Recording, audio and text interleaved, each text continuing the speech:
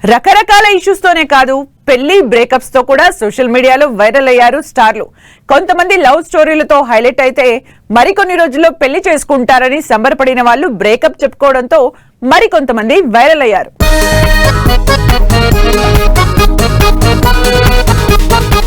నాగచైతన్య సమంత విడాకుల తర్వాత Naga Chaitanya move on అయ్యి శోభితని లాస్ట్ ఇయర్ డిసెంబర్లో పెళ్లి చేసుకున్నారు. అయితే అసలు విడాకులకి సమంతనే కారణమంటూ సోషల్ మీడియాలో ఇప్పటికీ టార్గెట్ చేస్తూ ట్రోల్స్ చేస్తూనే ఉన్నారు.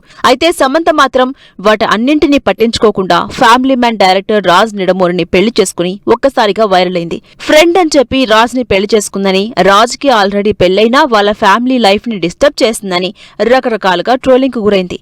అయితే అవన్నీ పట్టించుకోకుండా తన ఫ్యామిలీ లైఫ్ ని హ్యాపీగా లీడ్ చేస్తోంది సమంత.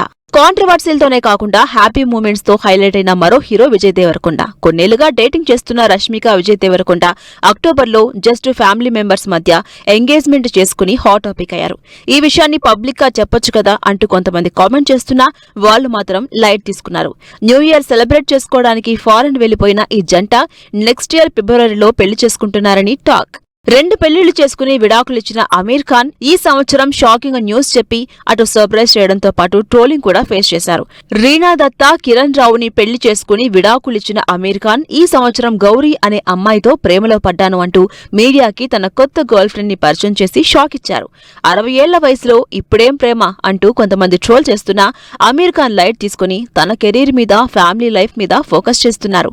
అందరూ కొత్త లైఫ్ పార్ట్నర్స్ తో, లవ్ రిలేటెడ్ ఇష్యూస్ తో హైలైట్ అయితే బ్రేకప్ తో హాట్ టాపిక్ అయ్యారు తమన్నా విజయ్. 2 ఏళ్ల నుంచి పీకల్లోతో ప్రేమలో ఉన్న తమన్నా విజయ్ నెక్స్ట్ ఇయర్ పెళ్లి చేసుకుంటారు అనుకున్న టైంలోనే విడిపోయి అందరికీ షాక్ ఇచ్చారు. కెరీర్ విషయంలో ఇష్యూస్ రావడం వల్లే విడిపోయారని సోషల్ మీడియాలో పెద్ద చర్చ జరిగింది.